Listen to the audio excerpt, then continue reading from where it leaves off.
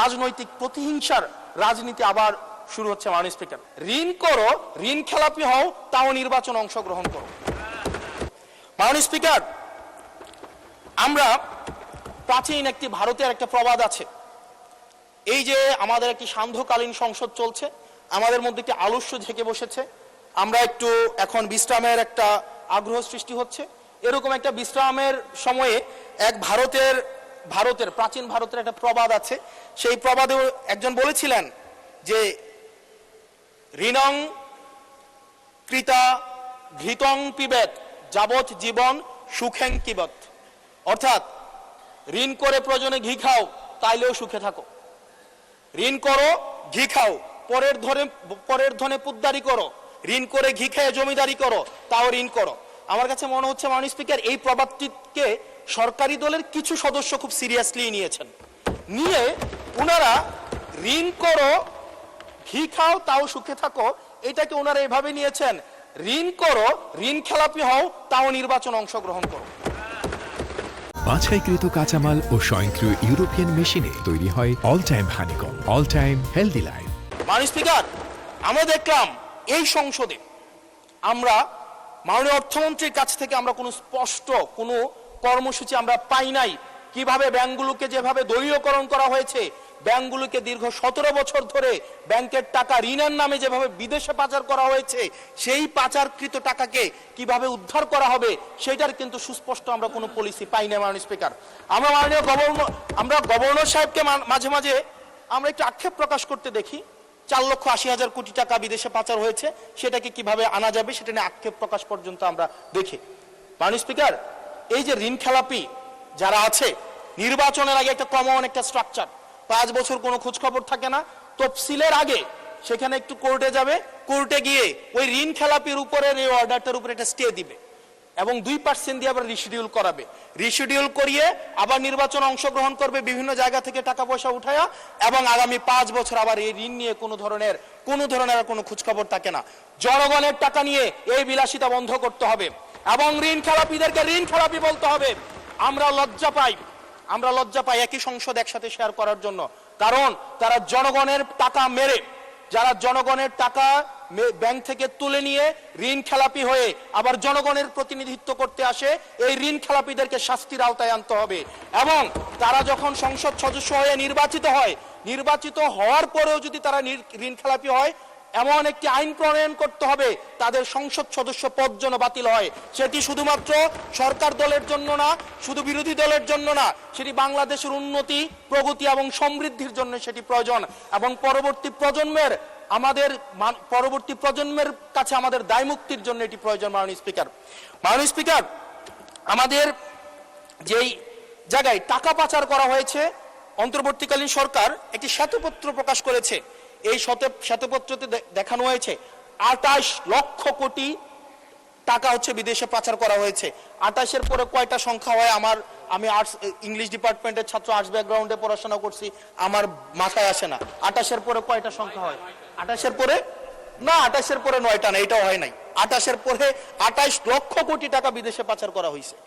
এখন মাননীয় স্পিকার, যারা পাচার করেছে তারা সদর্পে এখন হচ্ছে মাননীয় স্পিকার গুলশান, বনানী, ধানমন্ডি, এই দেশে এখন বুক ফুলিয়ে চলাফেরা করে। মাননীয় স্পিকার, আমরা দেখেছি অন্তর্বর্তীকালীন সরকারের সময় বসুন্ধরার পুত্র সুবহান দেশে ঢুকার সাহস পায় নাই, আমরা দেখেছি আনবির দেশে ঢুকার সাহস পায় নাই, কিন্তু এই সরকার নির্বাচিত হয়ে আসার পরে আমরা দেখেছি সদর্পে এই সুবহানের পুত্র, এই ধর্ষক দেশে ঢুকেছে। মাননীয় স্পিকার, অন্তর্বর্তীকালীন সরকারের সময় দুর্নীতি দমন কমিশন বসুন্ধরার বিরুদ্ধে মামলা করেছে। আমরা দেখেছি এই মামলার কি অগ্রগতি হয়েছে সেটা আমরা জানতে চাই আন্ডার টেবিল কোনো ধরনের সমঝোতা হয়েছে কিনা। যদি সমঝোতা না হয়ে থাকে তাহলে তাদের বিরুদ্ধে আইনগত ব্যবস্থা নিতে বাধাটা কোথায় সেটা বাংলাদেশের মানুষের সামনে প্রকাশ করতে হবে। মাননীয় স্পিকার, অন্তর্বর্তীকালীন সরকার এই বসুন্ধরা গ্রুপ যারা বিদেশে টাকা পাচার করেছে, মানুষের সম্পদ দখল করেছে এবং মিডিয়ার মধ্য দিয়ে আওয়ামী লীগের গুম খুন হত্যাকে যারা বৈধতা দিয়েছে, তাদের খুঁটির জোর কোথায় সেটা আমরা জানতে চাই। মাননীয় স্পিকার, আমরা মাননীয় স্পিকার অবশ্য শুনতে পেয়েছি, বললে অবশ্য অনেকে রাগ করে। মাননীয় সদস্য, আপনার সময় শেষ হয়ে গেছে, তারপরেও চিফ হুইপ মহোদয় অনুরোধ করেছেন আরো 3 মিনিট বাড়ানো হলো। থ্যাংক ইউ মাননীয় স্পিকার।